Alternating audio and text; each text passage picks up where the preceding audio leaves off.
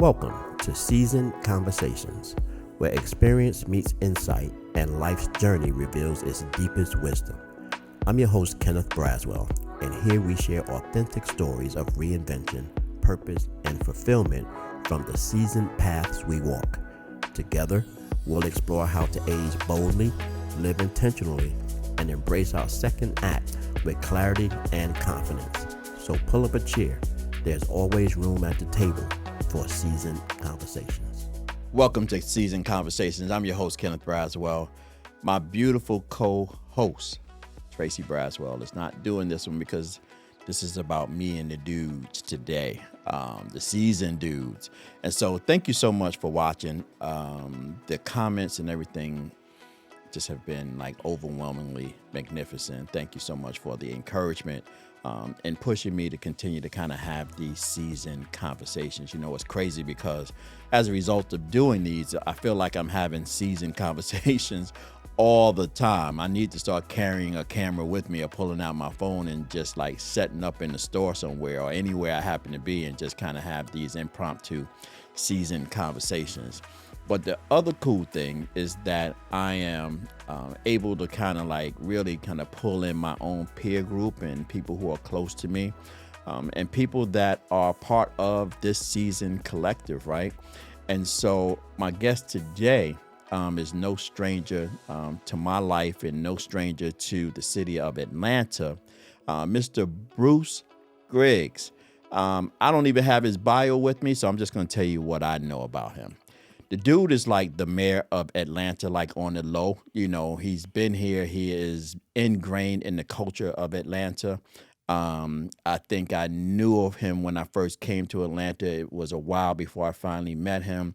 But I know that he is a man of servitude, that he loves to serve, and he loves to particularly serve young people and boys more specifically. He has an organization called Save Our Sons. He does some tremendous work in that space with Greg Streets.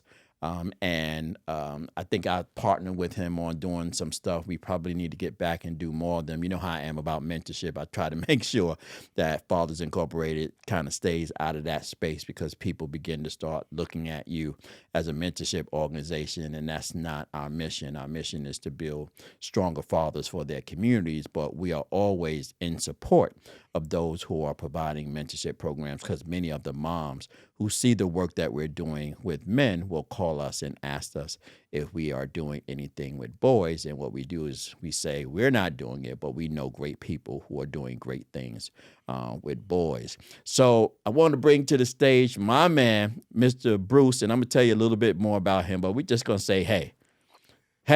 Thank you so much, Kenneth. I almost didn't know who you were talking about. You were talking so good about it, but I'm honored to be here, honored to be a part of Fathers Incorporated, and look forward to this talk about seasoning brothers. The season. Yeah. What's up with the KC? I was honored and had the opportunity as a kid. My father mentored a guy that played with the Kansas City Monarchs in the Negro League baseball. And as a young man, he tried to teach me some of the skills, but I wasn't paying attention. I didn't even take in consideration that this guy was a part of the Negro Leagues baseball because it didn't mean anything to me. That I was in junior high school. It didn't mean anything to me then.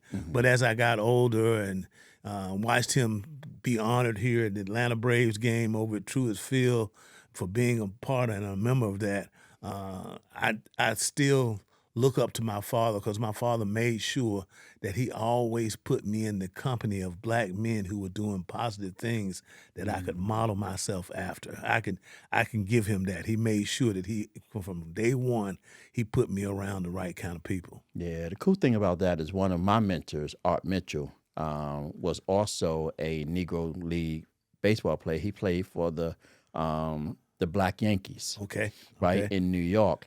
And the stories he used to tell me about when they were doing that, because I think a lot of guys who played for the Negro Leagues were like men of many trades. Right.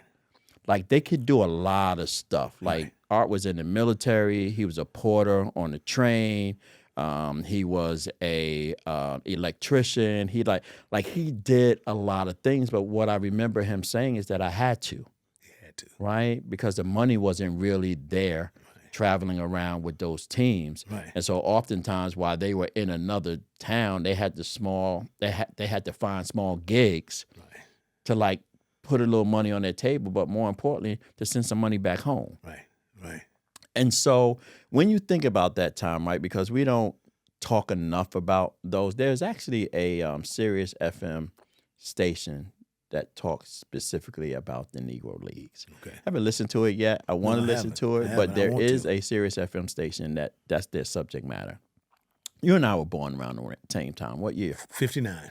So I'm 61. Okay. Right? And so we were talking earlier about what we experienced as youth, and I want to get your sense, and I want you to tell me about, I'm going to name an era, and you tell me what you remember about that era. Okay. So Griggs and I would be what they call late boomers. Okay. Like we were late boomers. 59, 60, 61, 62 was the tail end of boomers. Okay. Right? So we were moving into millennials. No, generation millennials, I think we were moving into. So we have a weird thing going on with us as a generation, because late boomers are still kind of stuck in the characteristics of boomers, but we still got millennial energy. Okay. Still, we ain't never seasoned. Right. We ain't never not knowing. Right. We ain't never without energy. Right. We ain't never without purpose. We keep moving. So we're a weird kind of transition.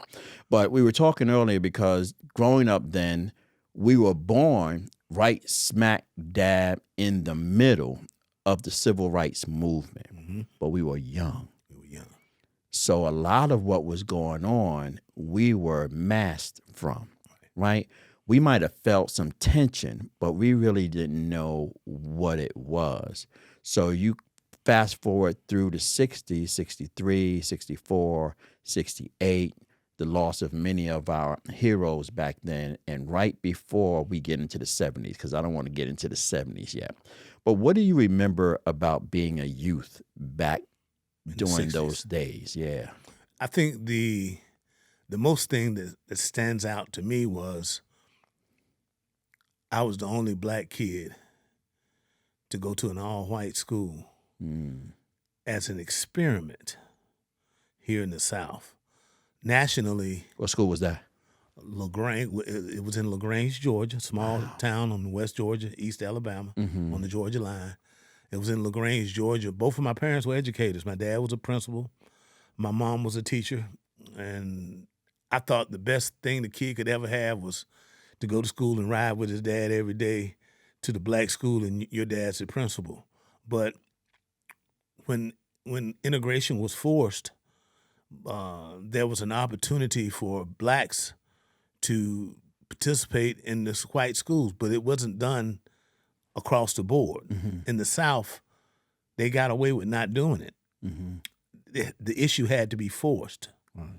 So those who forced that particular issue were individuals such as my parents and other teachers who said, okay, our kids, we're going to send them, because it's national law. We're going to send them and let them get this part of education. I felt it was the worst thing that ever happened to me in my life, because during segregation, we had teachers who went above and beyond the call of being just a teacher. Black teachers or all teachers? Black teachers. Black teachers.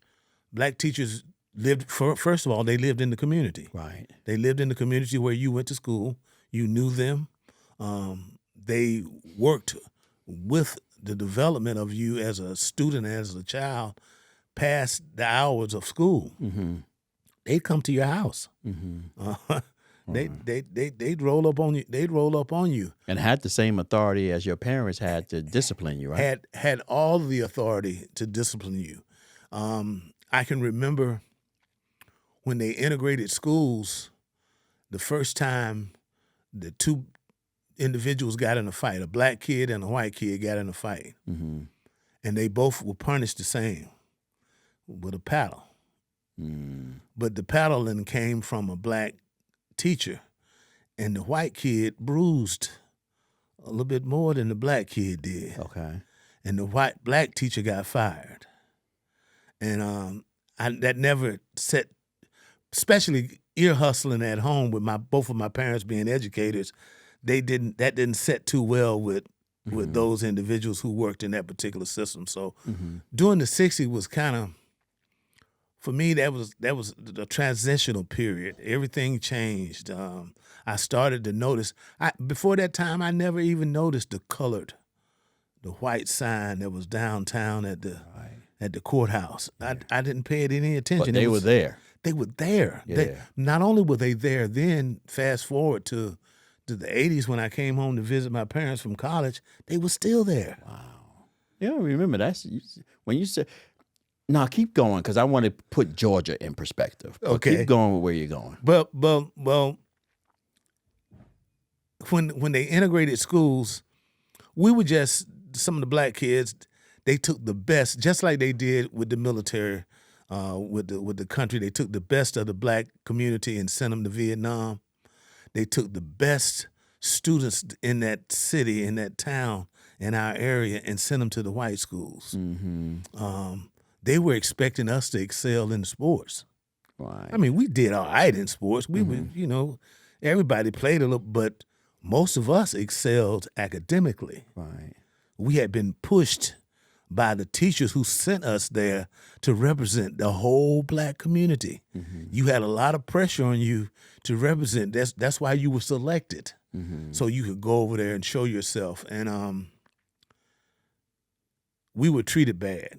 We were treated real bad. I can remember that they would only have one black male student and one black female student in every class. There would never be two. Wow. And it's just little things of that nature. Did you think, because Georgia was a different place. Georgia was a different place. Georgia was different. Yes, it was. Did you have a sense of how much different Georgia was from everywhere else outside of Mississippi and Alabama? Because those are close 1-2s, right? Yes. But did you think that where you grew up was a little different from what everybody else was experiencing? I think because I was blessed enough to go to Buffalo, New York with my, for the, not Buffalo, New York.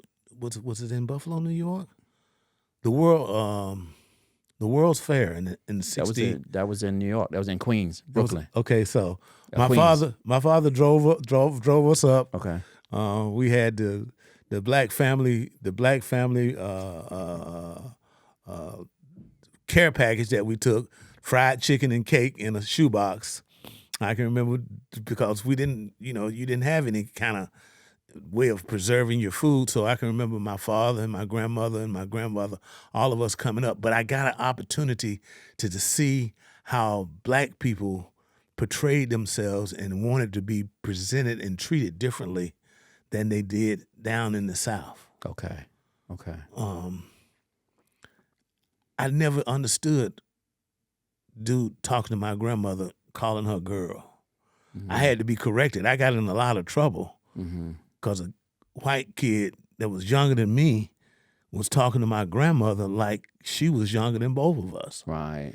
Yeah. And I said something. My pops had to correct me, but I think a lot of the opportunities that I had, I'm grateful for them because I grew up on a plantation. I grew up in southern Georgia, West Georgia, East Alabama. I grew up in a community that was being run, the plantation was being run by the Callaway Foundation. I don't know if you've ever heard of Callaway Golf. Oh, yes. You've heard of Callaway Gardens. Absolutely. Callaway Gardens. And still I see the Caps and Dicks. Right. Yeah. So they owned all of LaGrange, Georgia, because they had what was called Callaway Mills, which was a textile mill. The family that owned it had workers in his town, black, white, poor. He put them in the same bucket. But they recruited my father from Fort Valley State College to be the house Negro. Wow. I can talk about it now because I can look at it to see how he couldn't afford to hire anybody that was from that particular plantation or that area because they grew up around there. They were all related to each other. So my father came. He spoke so well. He was educated. He and my mom both looked good. They were both educators. And they took and put them as supervisors or foremen over the black community. Because my dad was a principal, my mom was a teacher, they were offered a free 2-bedroom apartment on top of a swimming pool that was equal to what they offered for the whites. In the early 60s, swimming wasn't allowed in the South. Blacks and whites didn't swim together. In the LaGrange community, they had a swimming pool that was just exactly the same as the one that they had for the whites. They had one for the blacks. And my parents and myself, I lived on top of that pool. That's where I grew up. That's why I have such a commitment to the community, because I really did live in the community where my parents worked. I saw every day during the summer people come by at 7 o'clock, 8 o'clock every morning for swimming lessons. And you hear the Four Tops Still Water being played on the jukebox downstairs. And those were the good old days. I can remember people having conversations about all of the guys who were very well educated being taken off and returning back from Vietnam hooked on heroin. Right, but that was the 70s. Hold up, because we're going to ease into the 70s. But I want to sit in the 60s for a minute, only because I want to also speak about this perspective. Okay. And that is, LaGrange is about, what, hour south of Atlanta? Exactly 60 minutes. About an hour south. So growing up in LaGrange in the backdrop of Atlanta, Georgia, had to be different too, because I'm sure things were happening in Atlanta that was making it by ear to LaGrange, and you are all trying to decipher and understand what was happening and how was that impacting where you grew up. Well, it's funny you say that, because on my way out here, one of the highways that I drove on was Senator Horace Tate Highway, which is 75. I called him Uncle Horace. That was my dad's roommate in college. So I can remember my dad saying that he didn't want to move to Atlanta. He'd rather be a big fish in a little pond than move to Atlanta and have to deal with all of his brothers, his frat brothers, and that were dealing with up here in Atlanta. Atlanta had just started to move toward the Black Mecca in the early 60s. African Americans were flocking to Atlanta like it was going crazy. Eastern Airlines were closing down. People were moving out from College Park. Whites were moving out of College Park. Blacks were moving into College Park. Atlanta was just changing. It became somewhere where you knew that you could go and have an opportunity. We had a Black Airlines. Right. Well, you had black everything. We had black everything, but but the airlines. But a lot of people don't remember that we had a Black airline. The first Black Airlines was here in Atlanta. So all of this black excellence, was a part of what was going on. And then to grow up down there in LaGrange, which was just only an hour away, was totally the opposite. How so? Because the opportunities were not there. Got you. Okay. And if you had that type of mindset to be aggressive, to be civil-minded, you were ostracized. You were ostracized not only by the white community, but especially by the black community who was okay with being where they were. Get back in your place. They knew their place. And I've even heard people say, you don't know your place. You don't need to be here. You need to leave. Wow. You need to leave town. You need to get out of town. Yeah, because they didn't want your agitation to impact Influence anyone else. Yeah.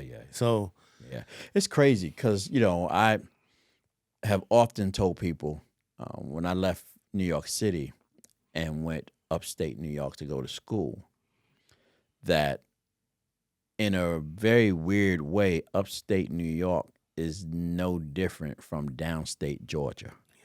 I can believe that. Right? Same principles. I can believe that. And the crazy thing is remnants of that still exist today. Yes. It's funny you say that. I was just telling your wife earlier. My wife and I, we like to experience what's available, not based on color. Right. So about 2 weeks ago, we went to pick apples. Okay. And we found out when we went to go pick apples in North Georgia that we were the only black couple riding on the little train to pick apples. And I laughed. I had my wife laughing so hard because they had to qualify us. Yeah. Why are you there? What kind of work do you do? Right. What does your wife do for a living? Right. Because naturally you wouldn't be a part of this. Right. Because we were the only blacks there. Yeah. And throughout my life, I've been in a lot of situations where I've been the only black. Mm-hmm. And it's so funny how when you ask them questions, the same questions, the conversation takes off. They enjoy, like your wife was saying earlier, they enjoy talking about themselves. But I try to take the focus off of me because it's hard for them to believe that we the same, man. Oftentimes when they're talking to you, okay, they're trying to confirm a stereotype. Right. Something that they heard. Or something that they think. And so they come at it in a roundabout ways to kind of have a conversation with hopes that you're going to kind of reveal something that they're trying to confirm in their minds. Okay. Like when we first came to Atlanta, it was one of the first things we did because that's what we did upstate New York, go apple picking. Okay.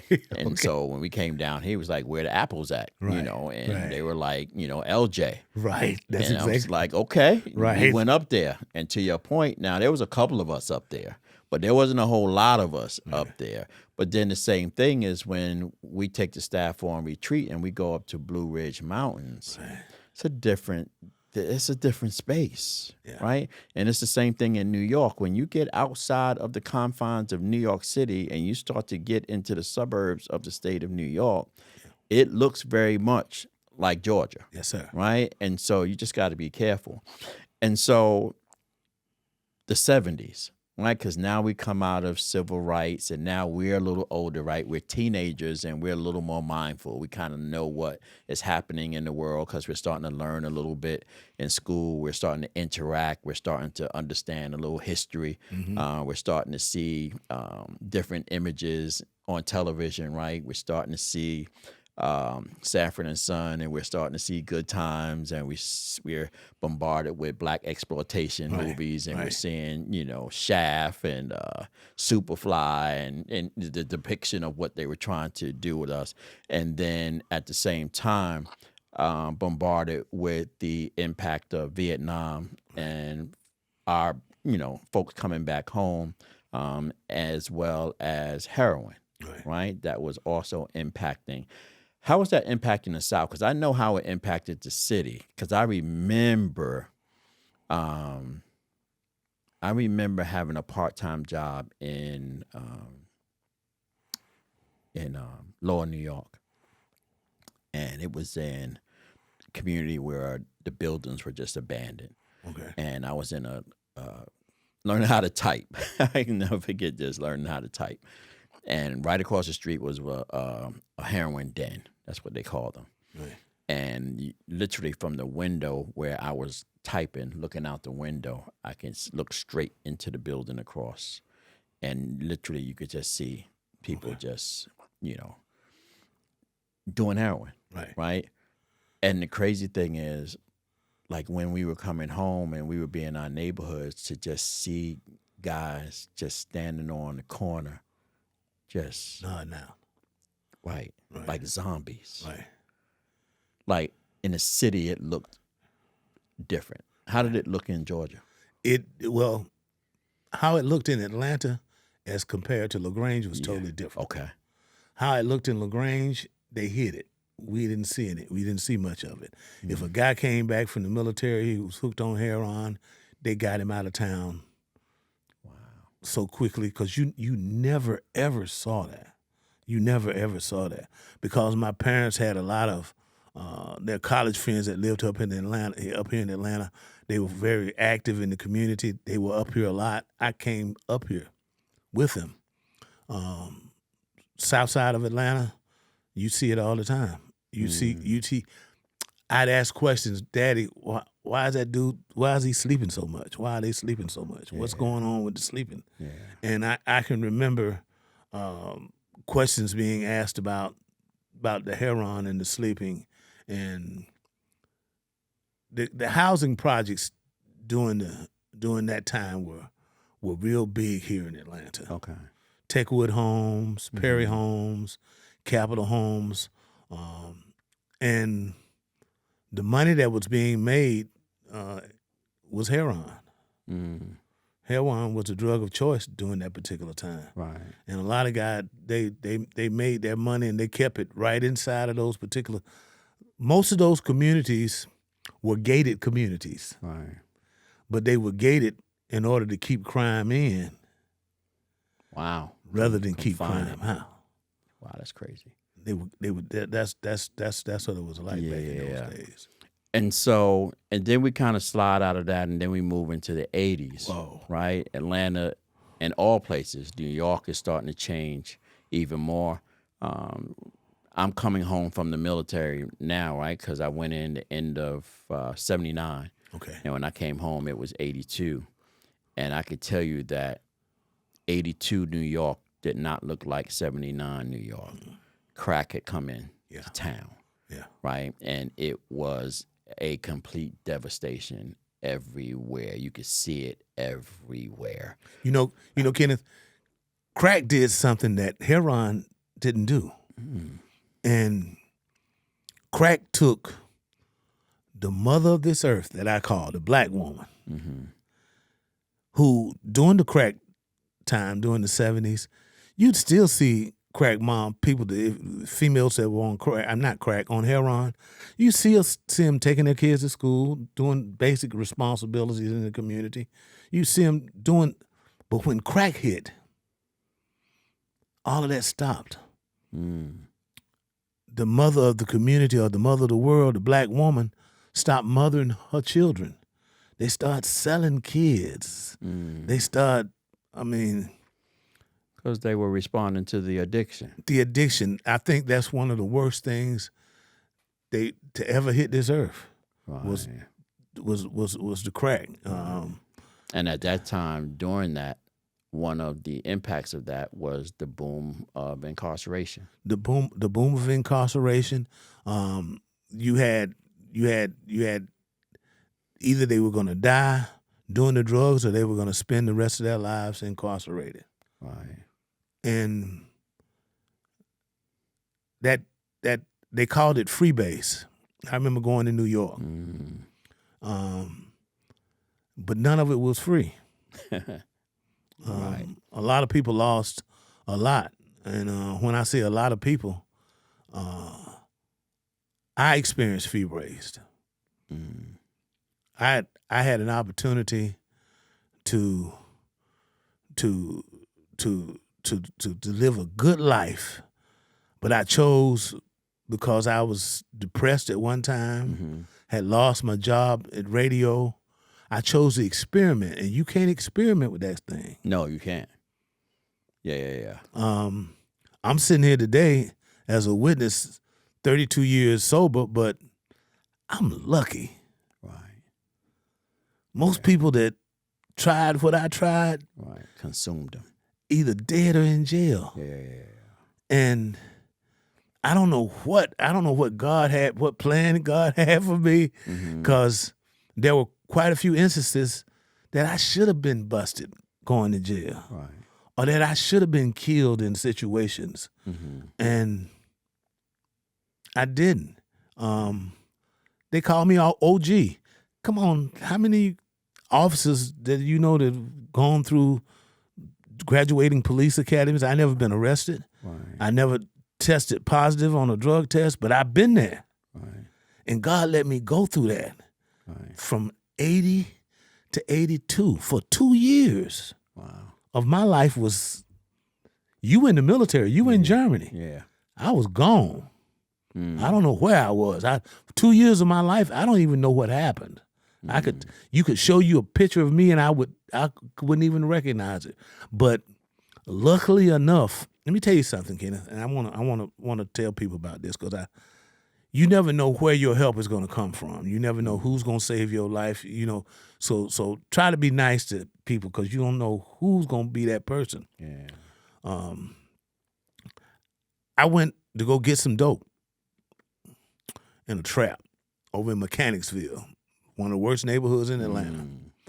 And when I got over there, the guy said, "Man, come on over here to the back of the balcony. We got you hooked up."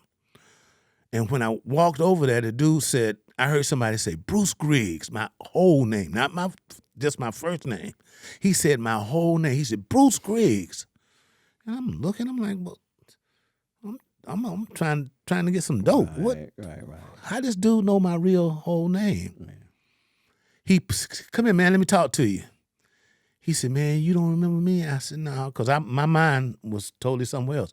He said, "I grew up around your dad's swimming pool. You taught me how to swim when I was little." He said, "We was getting ready to kill you, man." He said, "You need to go right down them steps and leave." I've been clean ever since. Wow. I checked myself into a program. He had died. I went to his funeral. Everybody at the funeral trying to figure out why is Bruce Griggs. We called him street name Gollyhawk. I don't know why we called him Gollyhawk, but that was his name. Mm-hmm. He saved my life. Wow. And see, I tell that story because people interview me and they want to talk about the Officer Griggs, but there's a backstory to that. Right. That they don't know why I stay into this. Mm-hmm. I've been there. Right. I know what it's like to be on the floor looking at cornbread thinking it's cocaine. Mm-hmm. I know what that's like to be in New York asking the officer how to get to Brooklyn from Queens because you're trying to get the bigger hit. Yeah. So God really took me through something in order to bring me out. And sometimes it helps when you get an opportunity to talk to other individuals, especially in this space that we're in. Yeah, you became an officer when? I became an officer in 1970, 79, 80. That was a tumultuous time for you. I was on dope. That's what I was getting ready to say. Listen to me. I was on drugs when I was an officer. I used to have guys in the dorm say, "Officer Griggs, them pants might have slack on you today. You might want to cut it out on them streets." Those guys cared enough about the way that I treated them. Because one thing that I found when you worked inside of the penal institution, if you were an officer, you don't run nothing. They ran everything. So if you treat them halfway decent, they'll treat you halfway decent. Right. And they knew I was a good guy that just needed a job. But Griggs, you out there messing with that dope, bro. You need to leave that alone. Yeah. And some Muslim brothers kind of helped me stay in the program. I started Operation Correct Start Saving Our Sons upon graduation from the Employee Assistance Program with the city of Atlanta. When I started the program, Dr. Seymour said, I don't see how you're gonna do it because I don't believe you're gonna be able to hang through it. But I've been clean for 32 years. Man, that's incredible. Testimony is good, bro. I just had to throw that in there. Yeah, I know that was perfect. I couldn't let us get off track because everybody always talking about the officer. Let me tell you something, Ken. This is the funny part about that. I've been married for 26 years. Okay. And I used to go out and have to speak at different schools, and I'd talk about the cocaine experience. And I can remember when I first started dating my wife told me one day in the car, she said, you don't have to lie to people and tell people that you was doing drugs. I had been so far removed from that type of behavior, Right. for that type of attitude, that she couldn't believe that I had never, ever, ever done none of that. And I was like, this ain't no joke, girl. What I'm telling you is a real testimony. And I try to share that with fellas, make them understand I've been there. Right. I've been there. I know what it's like. I had a reason for going there. I was an adopted child. Wow. I never did get over the fact that I didn't know who my real parents were. Even though I grew up in a household where I had a silver spoon, had everything a kid could have ever wanted, except for family. I had everything, but I didn't have. I'd go to my boy's house, whose mom sold liquor, his brother sold cocaine. I wanted to be over there every day because that was his brother. How did you describe family, though? Because we're talking about a time period, 60s, 70s, 80s, a little less, but definitely 60s and 70s, where in the South, family is everything. Family was everything. And it wasn't always contingent on just blood. Yeah. Family was everything, and it's so funny you said it wasn't contingent on blood. I made the mistake about 3 or 4 months ago.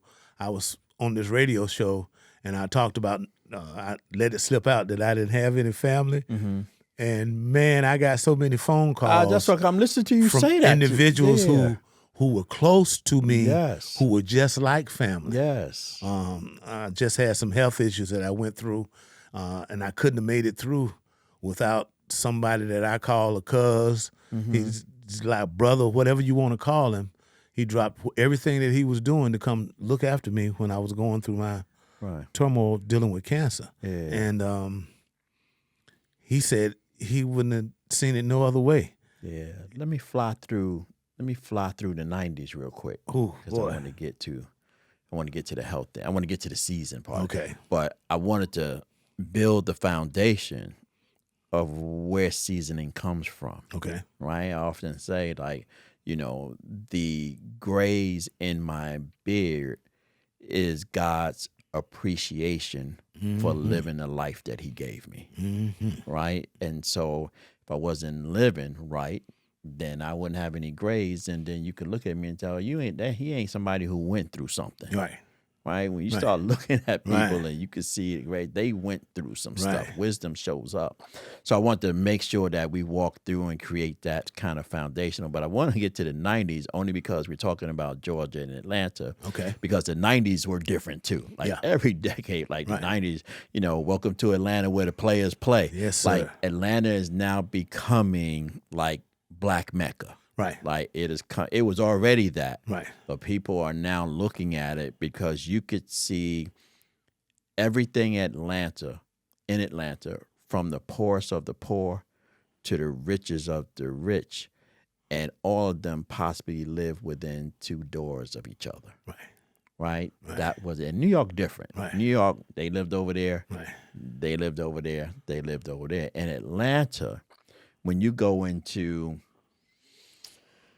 Pascal's, right? Or you go into any of the soul food restaurants, and you sitting at the table, you don't know who's in the room, which is why I have an appreciation for Atlanta. It took me a while to get used to it, where I would be in the supermarket and a young person would be there, and a person would say, "So what do you do?" And I'm like, "You asking me what I do for?" And like, because that's the New York thing, right? What are you trying? Eyeballing me? What you trying to get something? No, because they never know, right? Who they're dealing with and who they're talking to. There's a curiosity about us as a people in Atlanta. But when you're in the 90s, it's progressing, it's moving. We still got issues, but it's us, and we're trying to figure it out. And now you're in Atlanta, right? And you're an officer, in Atlanta. And Freaknik is now happening. And people are coming into Atlanta, and Atlanta is now, the Olympics had just come, right? And coming, and Atlanta is it's still the place to be. But it was starting to be the place to be. How was that different from what you knew Atlanta to be, and now you're sitting here looking at Atlanta being like, wow, this is different? Well, I think initially it was really just homegrown individuals. Okay. People who grew up in the South, who migrated to, I'll use Congressman John Lewis for example. Okay. Grew up in little small places like Troy, Alabama, little country towns, got hooked up with someone that was from the metropolitan area, such as Dr. King, and moved to the metropolitan area. Right. And we started to get so many individuals that were at the top of their professions to move here. Right. If you needed a psychiatrist, you had a black one over there that looked just like you. Right. If you needed a lawyer, you had a lawyer over there that looked just like you. Atlanta started to grow, and the other part of Atlanta was people started to run like roaches to Forsyth County and to Clayton County, to Gwinnett County, and that's when Oprah and Came down. Hosea Williams and all did that show up in Forsyth County where they had no African Americans in the whole entire county. And people didn't know anything about that. But Forsyth County wasn't the only place. Right. You could It come. just happened to be one of the Just places. happened to be one of them where Oprah went, because you could come south Right. to Henry County. That was exactly the same. Right. But you fast forward now, Henry County is We everywhere. totally opposite. Forsyth County the same way right now. Not as much. Yeah, totally But opposite. it's grown. I think right now it's like 40%. 285, it used to be, if you get outside of 285, that's different. It's going to be a whole different. Now it's grown a little bit Beyond 280. beyond 285. You almost call LaGrange as part of the metropolitan area. Wow. You almost call Rockdale County. I remember playing football in high school. We would go to Rockdale County. We couldn't eat till we got to Newnham because we couldn't get off the bus because it was so racist in Rockdale County. They didn't have any blacks on their team. Wow. I graduated 77. This was 76, 77. They didn't have any African Americans. So we weren't allowed to go nowhere to eat up in that area. That was just in 77. I know, right? Now you fast forward to 2025, Rockdale County's got a black sheriff. All of the integral parts of government are black. Right. But you can still see, again, we talked about remnants before, right? Yeah. So because where my son plays basketball in Gwinnett County, in the division that he's in, they play games all the way up into White County, Pickens County. Okay. And when you go It's up different there, up there. the air's different. Yeah. Right? Many of those places were sundown towns. Yes. And probably still are. Yes. You don't want to be roaming around over there in the dark. Yeah. In there. You know, funny story, last year, Pickens, they were undefeated. Okay. And so we got into the championship game. And the game was at their school. And their girls' team and their boys' team was like ranked number 1. So they had anticipated that they were going to win, region. And so they had these big, huge trophies. They just knew their teams were going to get these trophies. Right. The girls' team won theirs, and they walked off with their trophy. We beat the boys' team, undefeated team. We beat them. Okay. So we're in the middle of the floor. Just beat an undefeated team. We got this big old trophy. We dancing around in the middle of the floor, and everybody looked at. They hot like fire. Right. Someone looked at us and said, "I think we might want to hurry up and get out of here. Y'all don't forget where you are." Right. And we was like, "Oh yeah, y'all just beat their team. They're undefeated. It's like 11 o'clock or 10:30 at night, and you guys are really far away from home. I think y'all need to get moving." And that was my kick of reality that I have to remind myself that I'm still in the South. Still in the South. Right. There's still that element of thing. Now, not to say that anything, because we went and moved out of those places all last year with no incident, but that doesn't mean the probability of something happening. doesn't happen into those spaces. So fast forward, we get to 2025. I didn't even touch your officer stuff. I'm going to have to bring you back to the chair to talk about that, because that's a whole story in and of itself. Right. Where I want to get to is like this life that you lived. Like when you think about where you are today, because I've heard you talk about your gratefulness. Yes. I've heard you talk about your appreciation. I've heard you talk through testimony, the pure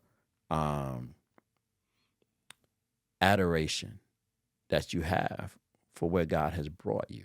Yeah. Right? Because Yeah. you have to like look at where you are and say, but God. But God, Kenneth. Even to be sitting here talking, I met you through a blessing from God, through your project director, through Javin, Right. through a blessing. I met him through a blessing. It wasn't supposed to happen. Right. Things like that don't supposed to happen, but But it they actually do. are supposed to happen. Yeah, they We are. just don't know You just don't know. they're supposed to happen. Because when you think about the lineages, right, the connector points, we and Javin was just talking about this yesterday. I met him at a movie screening. Yeah.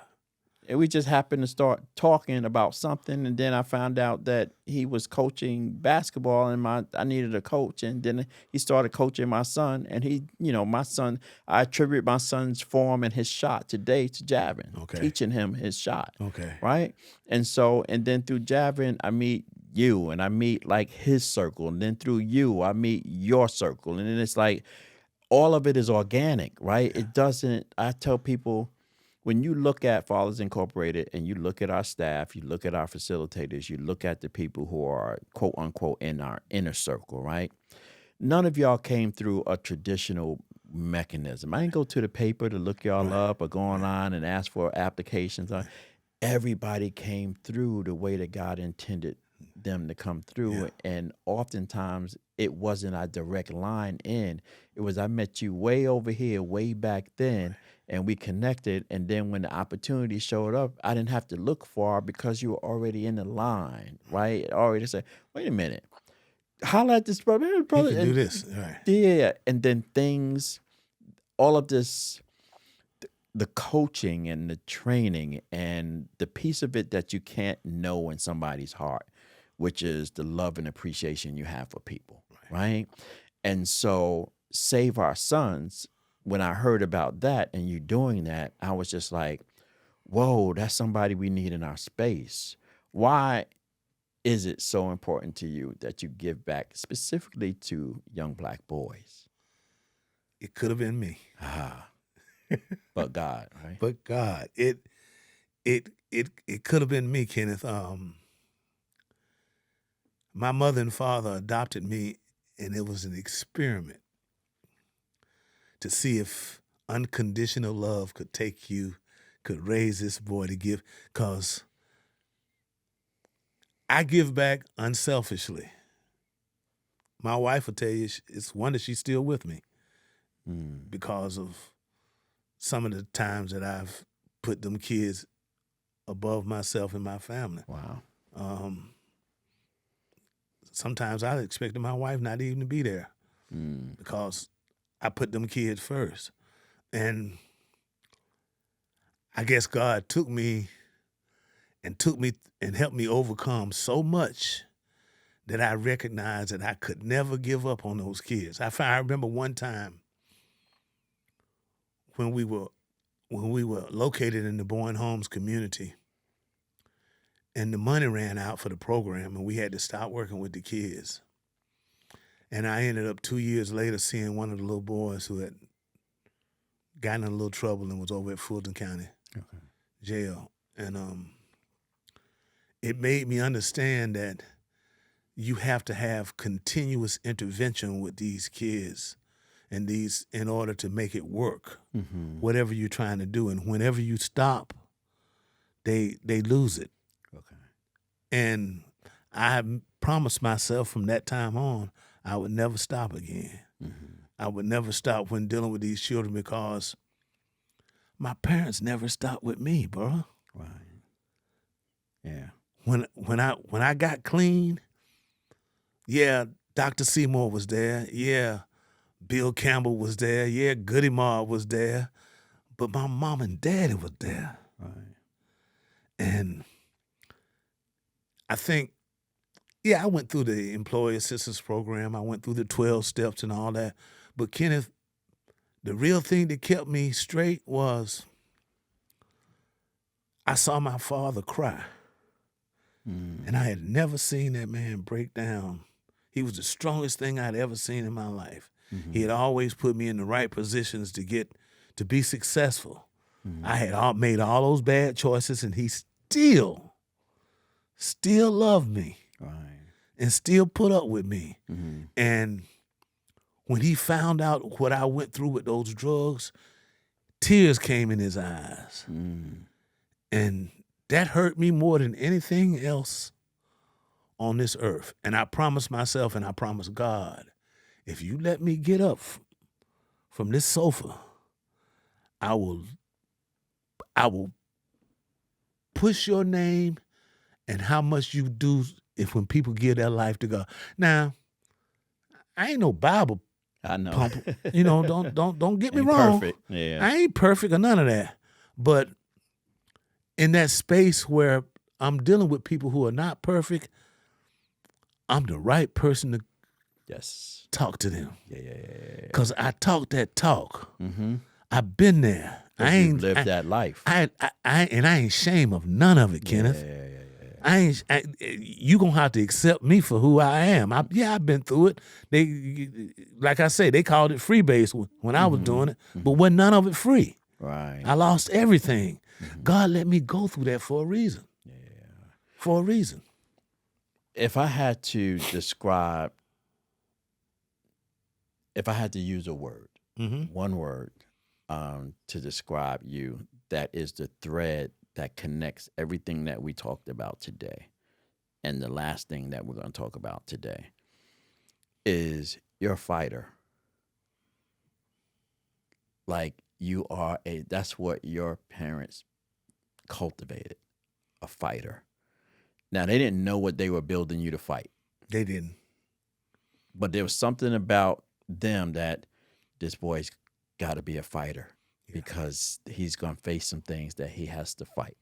Right? So you think about the drug, got to fight that. Think about the racism, got to fight that. You think about the boys, I got to fight that. You think about everything that you've talked about so far, you have to touch. That character trait was the thing that brought you through. I'm a fighter. That's what I do. Right? You're having some health concerns now. Oh, boy. The fighter shows up again, right? Because first of all, talk a little bit about what it is, because I want to get to the point where you literally, before we start this conversation, you said you gave up. Yeah. But then there's that good thing, right? But the fighter showed up again. The fighter showed up again. I was scared, Kenneth.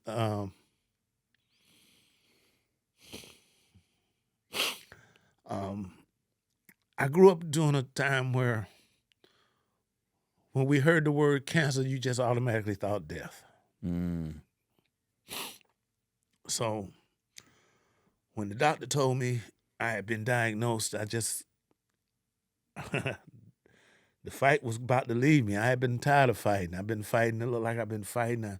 I had to fight the drugs. I had to fight the bullying as a kid. I had to fight the dealing with the inmates in the jail. I had to fight trying to get the kids right on born homes. And now this has come about when I'm thinking I'm in my 60s, I'm ready to chill out and live life. And all of a sudden, my wife done talked me into going to get a physical, and they done told me that I got the big C word. All my life, everybody that I knew that got cancer died shortly afterward. So I got scared, man. I got scared. Not too long after that,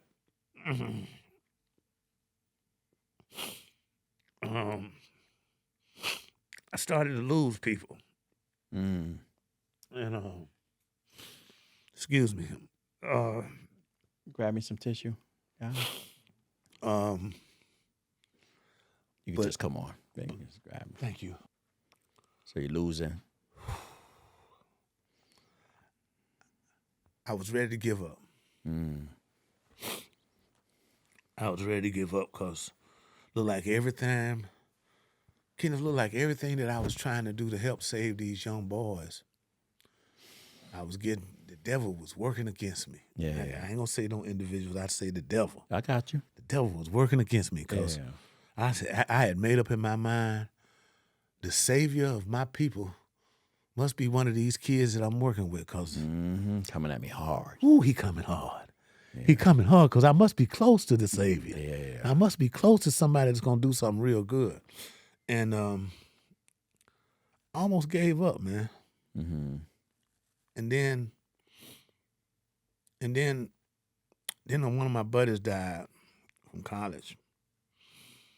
And he just died all of a sudden. He wasn't sick. We weren't expecting him to die. He just died, and the way we had to encircle ourselves around his wife and his child made me recognize there was a different me, because I didn't even know I had it in me to have that much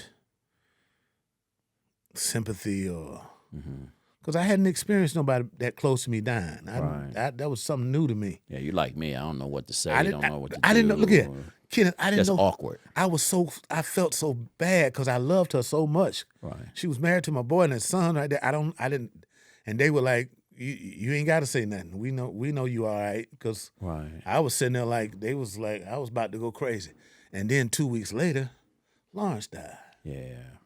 I didn't even know him. We met each other at a conference before I even knew you all. Right. Lawrence and I met at a conference down in Savannah for Morehouse School of Medicine. Right. Yeah, he was there for us. Yeah. Right. Yeah. He and I end up sitting together at a table, hitting out pretty good. And then to end up working with him, and then to find out what happened, that hit me. So I hadn't been able to put in perspective losing. I couldn't get that right. So now I'm at the point now, every day that I wake up, I tell my wife I'm winning. Because you're a fighter. Just waking up, because I don't know what the future brings. Right. Because I'm still under treatment. Yeah. And, it might last a little while, it might last a long time. Just like the lady told me, she said, Mr. Griggs, you might have another 10, 15 years, or you might be gone next time you look around. But I can handle that now. Yeah. Right. At first, I couldn't. Right. God has been good to me, Kenneth. Yeah. You hear me? Right. And he has usefulness for you. I'm still, look here. Still pouring in. Do you know how much I enjoy working for you and working for the Fathers Incorporated? I get just as much out of that as I put into it. Matter of fact, I might get a little bit more out of it that those guys give to me. Right. Because they want to do better. Right. Think about this. We've graduated almost 1,000 men in less than 5 years. Okay. We're changing the fabric of this community. They just don't know it yet. They don't know it yet. Because the fruits haven't harvested yet. That's right. It took 10, 15 years for me to harvest. Right. Just imagine some of these brothers that we getting now, and we were slowly working. Because we're starting to see them already. Because it's moving faster. Right. Things are happening a lot faster. Right. We got better skilled individuals. We got people like Bo. We got Wong. We got an all-star too. We got some Kevin Durant's, and absolutely. We ain't playing with who we got to bring it to them. Yeah. But it's available. Right. You need to be commended for making this available for men, not just black men. Right. For men, period. Right. Because I've had Hispanic individuals in my class, white guys that would just enjoy, would just participated just as much as anybody. So this is for everybody, and we gonna make a difference. Right. Yeah. We already making a difference. Yeah, we are. We gonna make a real serious impact. Yeah, though. you had at the last graduation, I was telling Tracy about our conversation. I said, Griggs asked me, who did I piss off in the media? How come they don't want to come? Yeah. And she says, what do you say? And I said, not what was on my mind. And she said, what? I said, it's Griggs. I just kind of answered him. She said, but what was on your mind? And I said, like I give her. Right. I don't. Right. If you don't ever Right. cover anything that I do, Right. I'm already covered. Right. I don't need your covering. I don't Right. need your validation. I don't need your support. I don't need your resources. God planted me here without need for any resources whatsoever from anybody here. That's why you're doing so well. Listen, my wife and I talk about it all the time. I brag on you all the time, and I use you as an example to try to teach brothers. We should be pushing each other up. We should be trying to learn success from others. You younger than I am, but I'm still 3 years, bro. Stop. 3 years. But you've been in this game. I remember when I first met Javin and he was telling me about what you were doing. I told my wife, I said, watch how many individuals are going to sign up for his class to try to steal his thunder. I said, you watch how many individuals here in Atlanta, because that's what Atlanta's full of fake people who going to come in. Because I had never heard of you, but when I heard of you and found out what you all were doing, I was like, Yolanda, I told my wife, I said, Yolanda, we finally found something that's real. This brother here, this stuff is real. I said, watch how many of these fake individuals try to get on the bandwagon to have some type of fatherhood programs were popping up All over the place. all over Atlanta. Right. But ain't none of them like what you doing. Right. You should be commended for that. And because you don't need it, you ain't.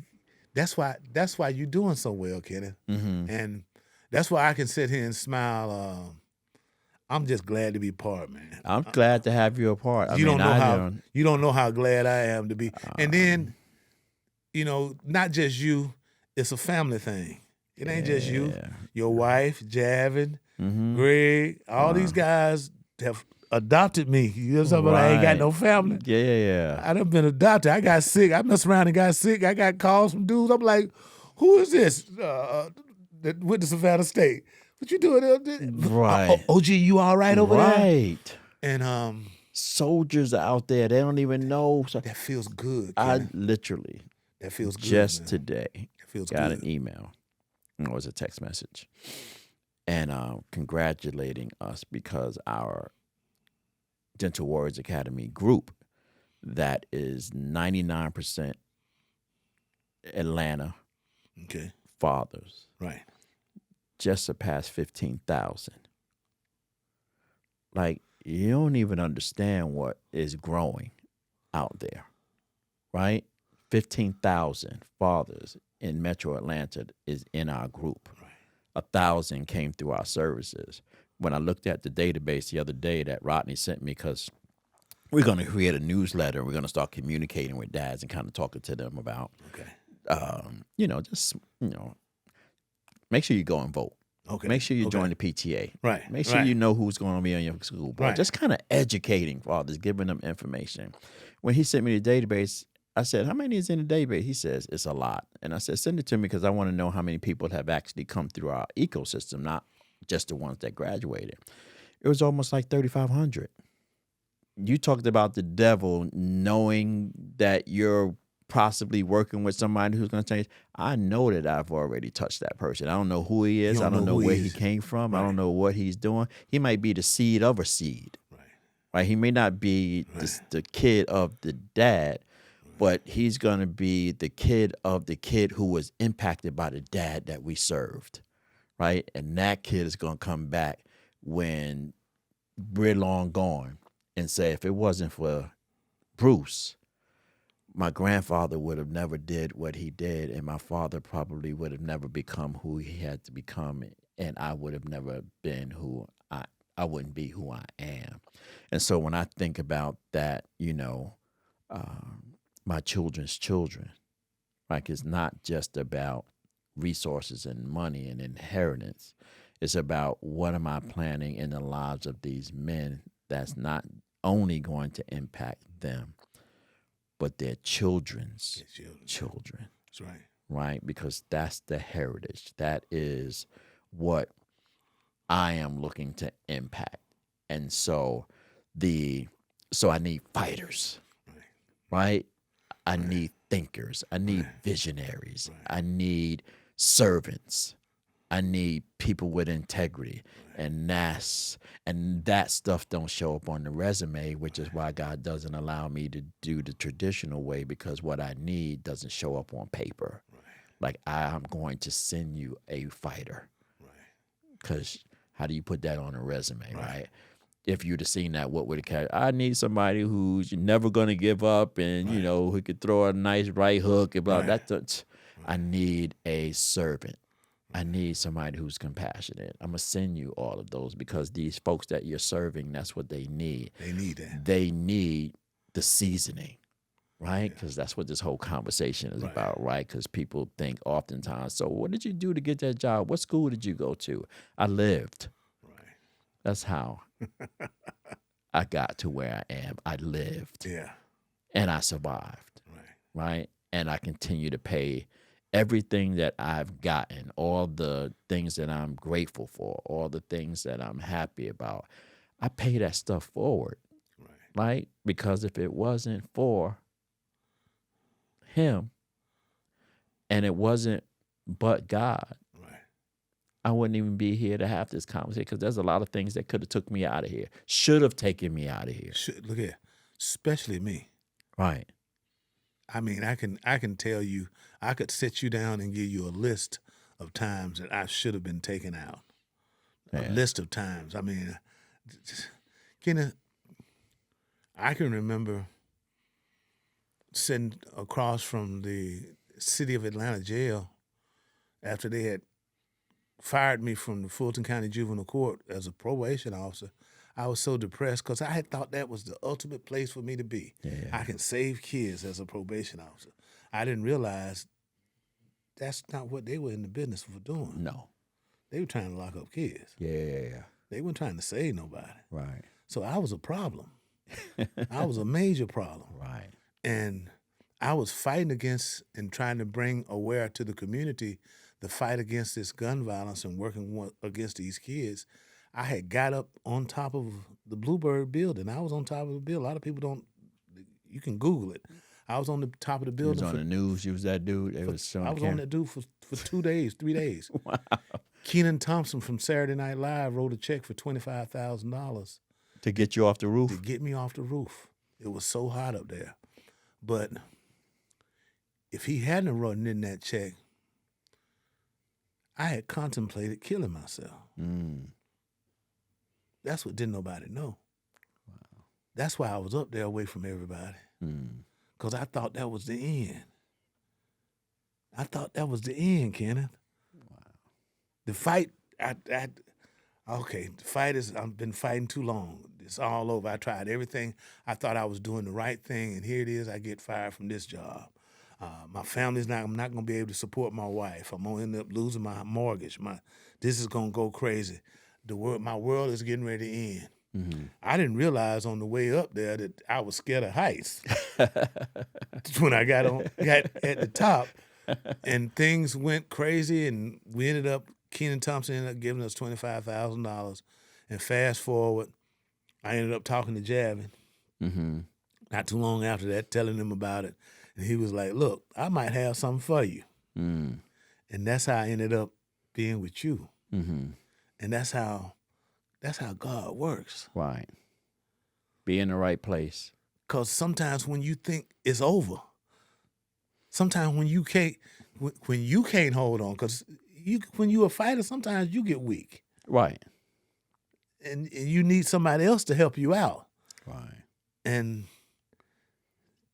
Javin. But as a fighter, just because, and I think people forget this about fighters. Think about Mike Tyson. Mm-hmm. Mike Tyson is probably now upper 50s. Mm-hmm. Just because he's seasoned and he may not have the same abilities he had when he was 23. He's still a fighter. You don't want to test him because he still can knock your ass out. Right. So I think when it comes to a fighter, right, I think that's what people don't take into account. Right? I think the folks used to say, don't dismiss the smooth taste. Don't let the smooth taste fool you. That's right. Don't let the smooth taste fool you. Yeah, right. I guess you're right about that one. Yeah. But it's a quiet strength. Right. It's a gentle warrior. Yeah. Right. It's a gentle warrior. Okay. It's a gentle. It's a good warrior. segue. It's a good segue. That's who we are. Yeah. When the warrior has to show up, trust. Right. You might not want to be here. Right. But when I have to bring a level of compassion, I can do that too. Yeah.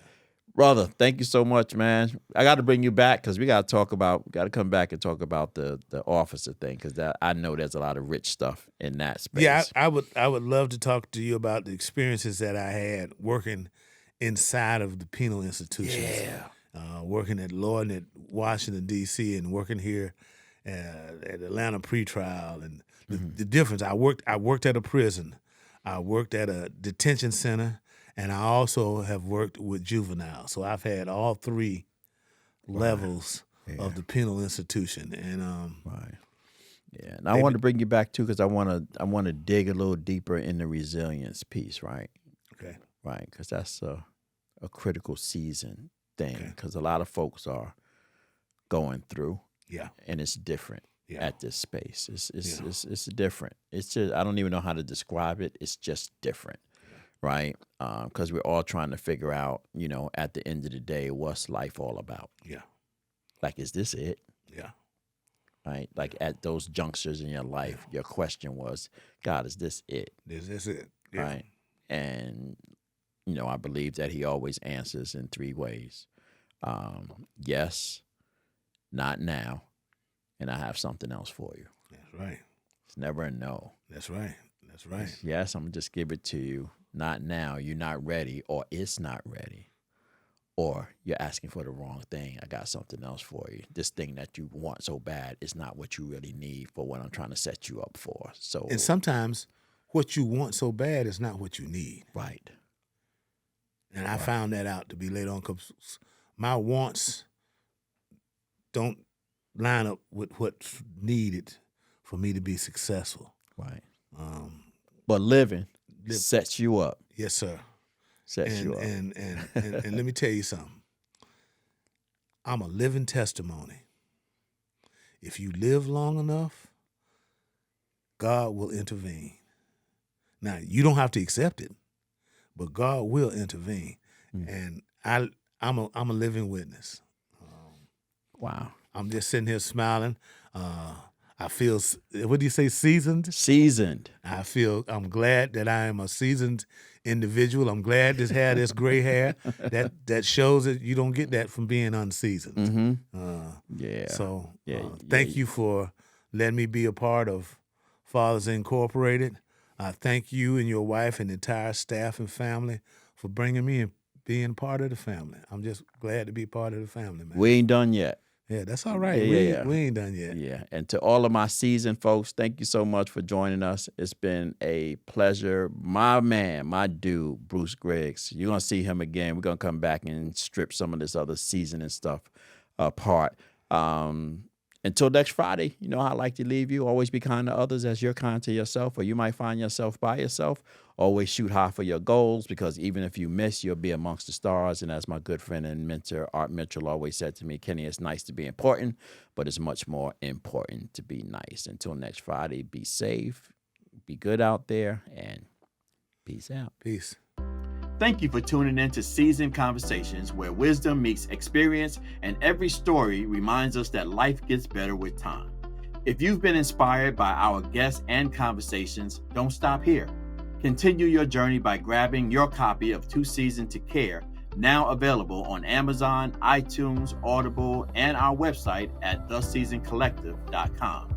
And while you're there, join the Seasoned Collective, a growing community of thinkers, dreamers, and doers who are embracing the power of being seasoned. And make sure you stay connected with us on Instagram, Facebook, LinkedIn, and YouTube for new episodes, live events, and exclusive content that keeps you growing with grace, purpose, and wisdom. Because when experience speaks, the world listens. Hope to see you soon. Thank you for joining me for today's seasoned conversation. Remember, every step we take shapes the legacy we leave. If you enjoyed today's episode, please subscribe, leave a review, and share it with someone else navigating their own seasoned journey. To learn more and to become part of our growing community, visit us at theseasoncollective.com.